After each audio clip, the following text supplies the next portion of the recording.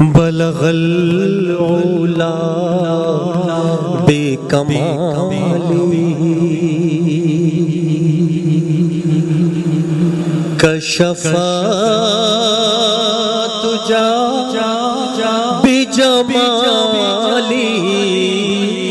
حسن جمیع خصالی صلوا علیہ وآلہ. الحمد لله نحمده ونستعينه ونستغفره ونؤمن به ونتوكل عليه ونعوذ بالله من شرور أنفسنا ومن سيئات أعمالنا. من يهده الله فلا مضل له ومن يضلله فلا هادي له. ونشهد أن لا إله إلا الله وحده لا شريك له. ونشهد أن سيدنا وسندنا وحبيبنا ومولانا محمدا عبده ورسوله صلى الله تعالى عليه وعلى آله وصحبه أجمعين وسلم تسليما كثيرا كثيرا. أما بعد فأعوذ بالله من الشيطان الرجيم. بسم الله الرحمن الرحيم. وما كان محمد أبا أحد من رجالكم ولكن رسول الله وخاتم النبيين وكان الله بكل شيء عليما. وقد قال رسول الله صلى الله عليه وسلم لا يؤمن أحدكم حتى أكون أحب إليه من والده وولده والناس أجمعين.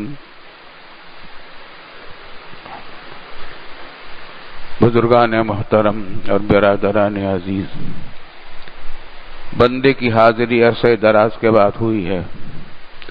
کچھ بیماری کی وجہ سے، کچھ اسفار کی وجہ سے، غیر ملکی سفروں کی وجہ سے ناغے بہت ہوئے، لیکن جب بھی موقع مل جاتا ہے یہ اللہ کا کرم ہے.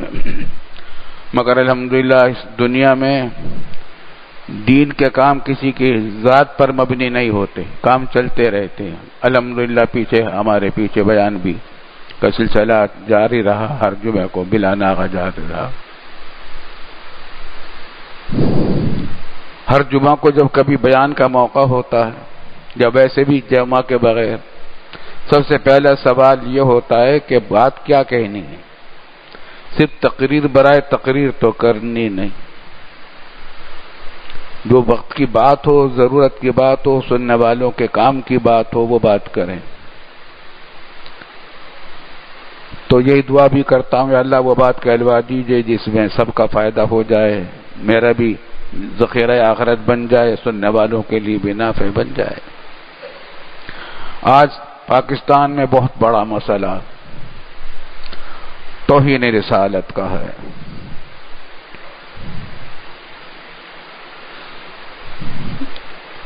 حضرت صلی اللہ علیہ وسلم کی ذات اقدس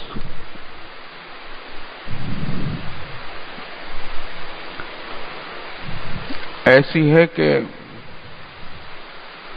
ہمارے ایمان کا بھی حصہ ہے.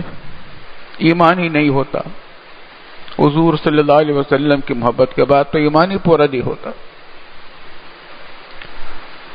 جنت میں داخلہ ممکن نہیں. یوم حساب میں شفاعت انہی کی چلے گی. اللہ تعالی ہمیں محروم نہ فرمائے. ہر مسلمان ایک بات ہے، الحمدللہ الحمدللہ، کہ ہر مسلمان کیسا بھی گیا گزرا ہو، فاسق ہو، فاجر ہو، حرام خور ہو، رشوت خور ہو، شراب پیتا ہو، طرح طرح کے گناہ کرتا ہو، لیکن رسول اکرم صلی اللہ علیہ وسلم کے ناموس پر حرف آنے کو کبھی برداشت نہیں کر سکتا. اپنی جان مال سب کچھ قربان کرنے کے لیے تیار ہے. ہر مسلمان کا یہ حال. الحمدللہ ہمارا ایمان بھی یہی ہے. اس سے بڑا کوئی اعزاز نہیں کہ اللہ تعالیٰ موت دے دے رسول اللہ صلی اللہ علیہ وسلم کی محبت میں، ان کے دفاع میں، ان کی ناموس کی خاطر. آج پاکستان کا مسئلہ یہ ہے. پاکستان ہمارا بنا تھا لا الہ الا اللہ کے کلمے پر اور مدینہ طیبہ کی طرز پر نظام حکومت قائم کرنے کے لیے بنا تھا یہ پاکستان. لیکن دشمنوں کو یہ ملک کھٹکتا ہے اسی وجہ سے، کیونکہ دنیا میں کوئی ملک سوائے حرمین شریفین کے وہ تو معاملہ الگ ہے. کوئی ملک ایسا نہیں ہے دنیا میں جس کا وجود کلمہ لا الہ الا اللہ کی بنیاد پر ہوا ہو اور اسلامی قومیت کی بنیاد پر ہوا ہو.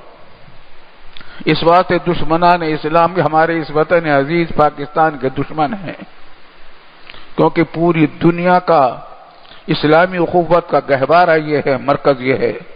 قرآن نے یہ کہا تھا کہ انما المؤمنون اخوہ، دنیا بھر کے مسلمان بھائی بھائی ہیں، چاہے افریقہ کے رہنے والے ہوں، امریکہ کے ہوں، انگلینڈ کے ہوں، ایشیا کے ہوں، چائنا کے ہوں، بینکاک کے ہوں، کہیں بھی ہوں، وہ بھائی بھائی ہیں، کالے ہوں یا گورے ہوں، کسی بھی نسل سے ان کا تعلق ہو، کسی بھی زبان کے بولنے والے ہوں، سب بھائی بھائی ہیں. یہ مسجدوں میں ہمارے اجتماع یہ اس کی گواہی دیتے ہیں.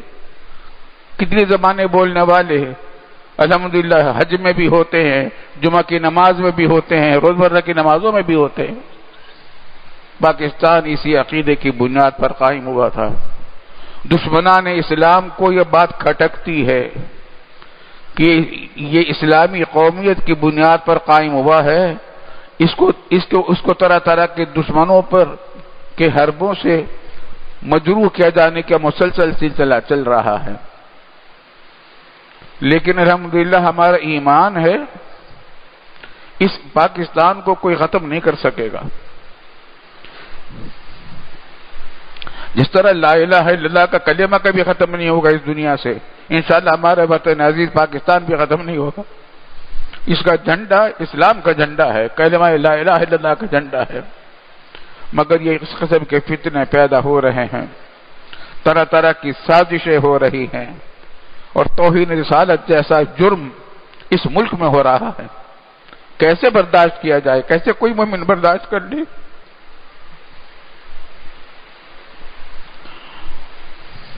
اب جو کچھ ہو رہا ہے ہمارے وطن میں، سیشن عدالت نے سزائے موت سنائی، ہائی کورٹ نے سزائے موت سنائی، سپریم کورٹ نے بری کر دیا. ہم یہ نہیں کہتے، تفصیلات پہ ہم نہیں جانا چاہتے، کیونکہ یہ بات بھی ایک بات ہے جو کہی جا رہی ہے سپریم کورٹ کی طرف سے کہ جرم کے ثبوت میں شبہ پیدا ہو گیا، جرم ثابت ہونے میں شبہ پیدا ہو گیا. وہ باقی پیدا ہو گیا یا نہیں ہو گیا وہ اللہ جانے، ہم نہیں کہہ سکتے. ہم یہاں بھی کچھ نہیں کہہ رہے، یہاں بہ کر ہم نہیں کہہ سکتے. کبھی عدالت میں حاضری ہوگی تو بتائیں گے، پوچھیں گے کیا شبہ ہے. لیکن قاعدہ شریعت کا یہی ہے کہ اگر کسی مجرم کے جرم کے ثبوت میں شبہ پیدا ہو جائے تو اس پر اس کی وہ سزا نہیں جاری کی جاتی جو اس کے لیے مقرر ہے. شبے کا فائدہ ہمیشہ ملزم کو دیا جاتا ہے. لیکن یہ شبے کیا تھے؟ فیصلہ جسٹس سپریم کورٹ کا آ گیا، اخبار اردو میں بھی چھپ گیا ہے، ہم نے بھی اس کا کچھ مطالعہ کیا ہے. لیکن معاملہ ہے قانونی، عدالتی، دستوری. بات چل رہی ہے، انشاءاللہ کبھی بات ہوگی تو تفصیلات آئے گی. ہم نے فوری طور سے کل ایک بیان جاری کیا دارالعلوم کی طرف سے. ہر مسلمان کی ذمہ داری ہم سے مسلسل پوچھا جا رہا تھا مختلف بڑے بڑے حلقوں سے پوچھا جا رہا تھا کہ ہم کیا کریں اور آپ کا موقف کیا ہے اس سلسلے میں، تو ہم نے تو یہ بات کہی ہے کہ سپریم کورٹ کے اس فیصلے نے جو طوفان برپا کیا ہے اور پورے عالم اسلام کے دلوں کو تڑپا دیا ہے، ہر مسلمان تڑپ اٹھا ہے، اس وجہ سے اس سپریم کورٹ کے فیصلے کو پر نظر ثانی کی جائے، نظر ثانی کی اپیل کی جائے۔ مدعی کا یہ حق ہوتا ہے کہ سپریم کورٹ کا فیصلہ اگر آپ کی گیا ہے تو سپریم کورٹ ہی سے مطالبہ کرے، اپیل کرے کہ اس پر نظر ثانی کی جائے اس فیصلے پر، اور اس نظر ثانی میں یہ بھی ہو سکتا ہے کہ جج بدل دیے جائیں، اور یہ بھی ہو سکتا ہے کہ ججوں میں اضافہ کر دیا جائے۔ اب فیصلہ کیا 3 ججوں نے، پھر لارجر بینچ قائم ہو، 5 یا فل کورٹ کا فیصلہ ہو، اس پر غور کرے، لیکن یہ ہمارا حق ہے۔ ہم نے حکومت پاکستان سے مطالبہ کیا ہے اس بات کا کہ وہ سپریم کورٹ میں نظر ثانی کی اپیل دائر کروائی جائے، اس کا انتظام کیا جائے، تاکہ اس فیصلے کے پورے نشیب و فراز کو دوبارہ غور کیا جائے، اثر نو دیکھا جائے ایک ایک بات کو۔ آخر ہائی کورٹ نے کس بنیاد پر سزائے موت جاری کی تھی، سیشن کورٹ نے کس بنیاد پر سزا جاری کی تھی، اس کا بھی جائزہ لیا جائے۔ اقرار میں اقرار کرنے والی نے کیا الفاظ کہے تھے، ان کے گواہ کون کون تھے، تو گواہوں کا کوئی ذکر آیا ہے، لیکن ان کا کہنا ہے کہ گواہوں کے بیانات میں تضاد تھا، لیکن ہم دیکھنا چاہتے ہیں کہ سپریم کورٹ دوبارہ اس پر غور کرے، اور غلطی بھی ہو سکتی ہے، ان سے بھی ہو سکتی ہے، دوسروں سے بھی ہو سکتی ہے، جائزہ لیا جائے اس فیصلے کا کہ اس کے اندر کیا کہیں کہاں کہاں واقعی سکم ہے یا نہیں، اور اگر واقعی دوبارہ غور و فکر کر کے یہ بات معلوم ہو جائے کہ جرم پوری طرح ثابت نہیں ہو سکا، تو پھر ہم بھی شریعت کے قانون کے پابند ہیں، ہم یہ کہیں گے کہ ٹھیک ہے، لیکن یہ کہ اس کو کھیل بنا لینے کی اجازت ہم نہیں دے سکتے، جس کو برداشت نہیں کیا جا سکتا، جانے قربان کر دیں گے ہم، اس سے بہتر قربانی کوئی نہیں ہے جان کہ رسول اکرم صلی اللہ علیہ وسلم کے ناموس پر جانیں دے دی جائیں۔ اور دوسری بات ہم نے یہ کہی ہے اپنے بیان میں کہ یہ آسیہ مسیح کو پاکستان سے باہر جانے کا راستہ روکا جائے، اور ایگزیکٹ کنٹرول لسٹ میں اس کا نام داخل کیا جائے، تاکہ کہیں ایسا نہ ہو کہ اتنے نظر ثانی ہو، اتنے بھاگ جائے، یہ کہیں اور چلی جائے۔ اور عالم کفر جو ہمارا دشمن ہے، جو ہمارے حضور صلی اللہ علیہ وسلم کی توہین کے در پہ ہو گیا ہے ہمارا دشمن، انہوں نے تالیاں بجائی ہیں، خوشی کا اظہار کیا اس فیصلے پر، کئی ملکوں نے یہ کیا ہے، وہ پھر اس کو اپنا لیڈر بنا لیں گے، جس طرح ملالہ یوسف کو انہوں نے لیڈر بنا دیا تھا باہر بلا کر، یہاں آ کر اس کو بھی لیڈر بنا دیں اور پاکستان کے خلاف، اسلام کے خلاف بکواس کرنے کا راستہ اور پیدا کر دیا جائے۔ تو ہمارے مطالبے حکومت پاکستان سے یہ ہیں کہ فوری طور سے کنٹرول لارجر بینچ قائم کر کے نظر ثانی کی اپیل کی جائے، اور ہمیں معلوم ہوا کہ اپیل کر دی گئی ہے، لیکن صرف اپیل ہی نہ ہو بلکہ جلدی سے جلدی اس پر فیصلہ ہو، اور جلدی سے جلدی اس پر لارجر بڑی بینچ قائم فیصلہ کرے تمام جائزہ لے کر، اور اس میں ہماری خواہش یہ ہوگی، ہمارا مشورہ یہ ہوگا کہ سپریم کورٹ اسلامی نظریاتی کونسل سے بھی مشورہ کرے۔ اسلامی نظریاتی کونسل کا ادارہ حکومت ہمارے دستور کے روح سے پاکستان میں اسی واسطے ہے کہ اس قسم کے اہم مسائل میں حکومت قانون بناتے وقت یا قانون کو نافذ کرتے وقت ان سے مشورہ دے، اسلامی نظریاتی کونسل سے بھی مشورہ کرے، اور شریعت عدالت بھی پاکستان میں موجود ہے الحمدللہ، اس شریعت عدالت کے جج صاحبان سے بھی مشورہ کرے۔ خلاصہ یہ کہ یہ معاملہ آسان نہیں ہے، اس کو نظر انداز نہیں کیا جا سکتا، صرف یہ کہہ کر چھٹی نہیں کی جا سکتی کہ جو جرم ثابت نہیں ہوا، یہ بات واضح ہونی چاہیے کہ واقعی نہیں ثابت ہو سکتا۔ اللہ تعالی ہمیں اس کی توفیق عطا فرمائے، ہماری سپریم کورٹ کو بھی توفیق دے، ہمارے حکام کو بھی توفیق دے۔ لیکن افسوسناک بات کیا ہے، دشمنان اسلام کی جو خواہش ہے وہ مسلسل ہمارے پاکستان میں پوری کرنے کے راستے نکلتے رہتے۔ توہین کرنے والوں کو تو کوئی سزا نہ ہوئی، آج تک کسی کو سزا نہیں ملی، بہت سارے مقدمات آئے، کسی کو سزا نہیں ملی۔ کیا کیا وجودی تفصیلات ہیں، لیکن مطالبہ کرنے والے کے توہین رسالت کے خلاف بات کرنے والوں کو گولیوں سے مارا جا رہا ہے، آپس میں مر رہے ہیں، آپس میں مار رہے ہیں ایک دوسرے کو۔ یہ کہاں کا اسلام ہے؟ یہ کہاں کی محبت رسول ہے؟ مطالبہ پر امن احتجاج کا پورا حق ہے، قانون، ہر قانونی کارروائی ہم نے حکومت پاکستان سے کہا ہے کہ اس فیصلے کے خلاف ہر قسم کی قانونی کارروائی کی جائے۔ عوام سے بھی کہا ہے کہ ان کا حق ہے کہ اس پر پرامن احتجاج کریں، لیکن امن و امان کو خراب کرنا، لوگوں کے جان و مال کو برباد کرنا، جائیدادوں کو توڑ پھوڑ کرنا، اس کا کسی طرح جواز نہیں۔ یہ بھی بدترین حراموں میں سے ایک حرام ہے۔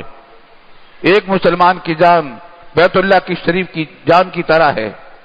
رسول اللہ صلی اللہ علیہ وسلم نے ایک مسلمان کی جان کو بڑا محفوظ محرم قرار دیا ہے، لیکن اس احتجاج کا یہ طریقہ ایسا اختیار کرنا جس سے لوگوں کی جانوں کو، مالوں کو، جائیدادوں کو نقصان پہنچے یا قوم کے وطن کو نقصان پہنچے، یہ خودکشی کی برابر ہے۔ یہ تو خوش کرنے والی بات ہے دشمنوں کو۔ دشمنوں ہی نے یہ کام کروائے ہیں، کرواتے رہتے ہیں، اور وہ اسی سے خوش ہو جائیں گے کہ چلو ٹھیک ہے تم آپس میں مارو۔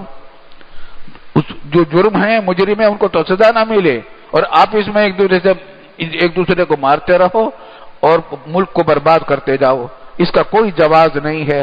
ہم نے اپنے بیان میں یہ بھی کہا ہے کہ اپنے آپ کو پرامن رکھے اور کسی قسم کی کوئی خلاف قانون کارروائی سے پرہیز کیا جائے، اور ایسا کام سے نہ کیا جائے جس سے کسی کی بھی جان و مال یا آبرو کو نقصان پہنچتا ہو۔